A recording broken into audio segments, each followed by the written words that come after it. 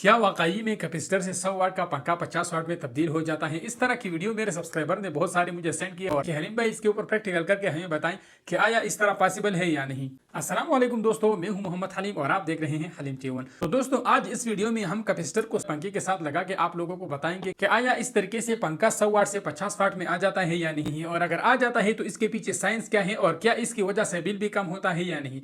तो इस पे हम आज प्रैक्टिकल करेंगे तो आप लोगों को तसल्ली हो जाएगी कि इस तरह की जो वीडियोज यूट्यूब पर होती है कि उसके पीछे क्या साइंस है और आया उससे आपको कोई फायदा भी होता है या नहीं। तो चलिए इस वीडियो को शुरू करते हैं। तो चलिए दोस्तों, इस एक्सपेरिमेंट को स्टार्ट कर लेते हैं और इसका मैं ऐसा पोस्टमार्टम करने वाला हूँ कि आप लोग कहोगे कि हलीम भाई वाह क्या बात है। तो सबसे पहले मैंने ये मीटर जो है अपने बिजली के बोर्ड में लगा दिया है। आप लोग देख सकते हैं इसके पीछे जो है कॉर नहीं है, इसको मैं इधर रख लेता हूँ और ये मैंने वाट वाले मोड पे सेलेक्ट किए हुए हैं। तो इसमें हमारे पास यूनिट वाला भी मोड है, वोल्टेज जो है हमारे पास 234 आ रहे हैं, एम्पियर वाला भी मोड है, लो वाट हाई वाट सारे चीजें इसमें है। इस मीटर का लिंक भी आपको डिस्क्रिप्शन में मिल जाएगा। काफी दोस्त पूछते हैं कि हलीम भाई ये आपको कहाँ से मिला है, तो ये मैंने काफी पहले दराज से मंगवाया था। और इसके अलावा मैंने यहाँ पे 2 7.5 यूएफ के कैपेसिटर भी लेके आया हूँ, क्योंकि जो एक्सपेरिमेंट जिस पे किया था वही चीजें मैं आप लोगों के लिए लेके आया हूँ, ताकि आप लोगों को आसान तरीके से समझ में आ जाए कि इससे हमें फायदा क्या है और हमें नुकसान क्या है, या इसमें हमें ना फायदा है ना नुकसान है। तो इस एक्सपेरिमेंट को पहले 100 वाट बल्ब पे कर लेते हैं और इसके बाद मैं पंखे पे भी करके आप लोगों को दिखाऊंगा। तो सबसे पहले 100 वाट का जो बल्ब है ये मैं इसमें लगा देता हूँ।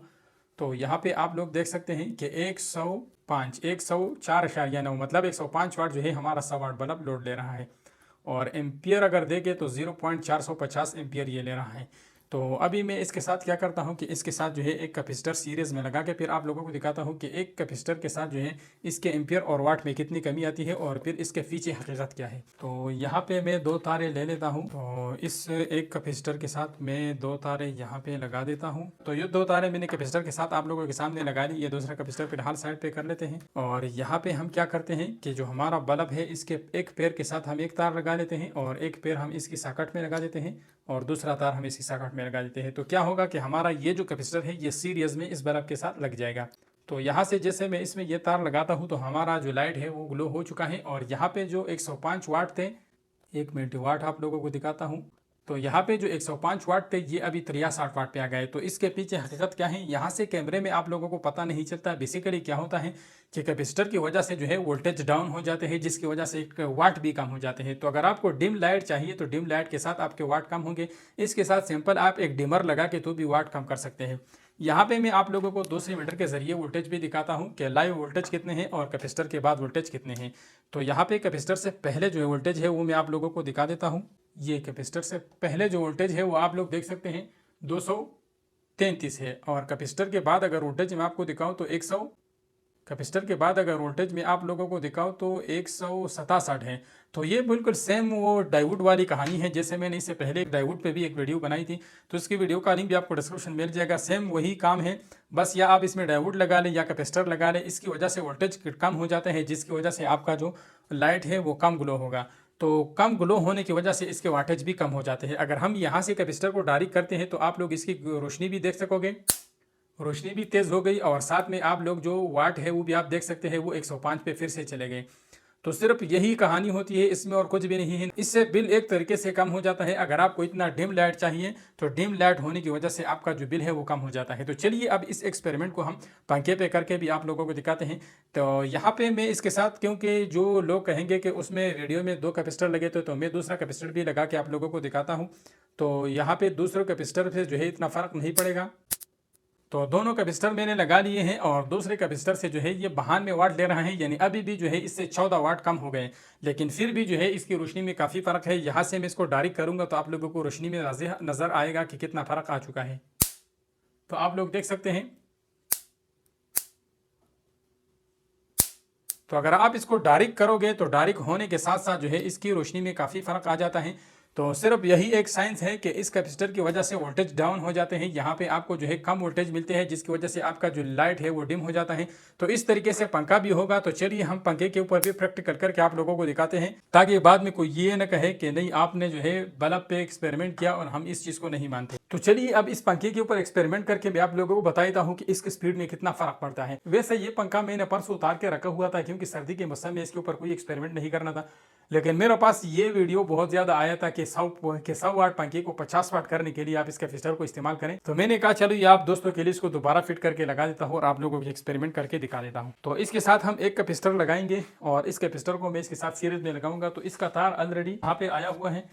तो दोस्तों सबसे पहले मैं इसको बगैर कैपेसिटर के चेक करके आप लोगों को दिखा देता हूँ कि बगैर कैपेसिटर के हमारा पंखा कितना जो है वाट लेता है। इसके बाद हम कैपेसिटर के साथ इसको चेक करेंगे। तो पंखा जो है हमारा ऑन हो गया है और यहाँ पे आप लोग देख सकते हैं कि 78 वाट पे जो है चला गया है, 78.5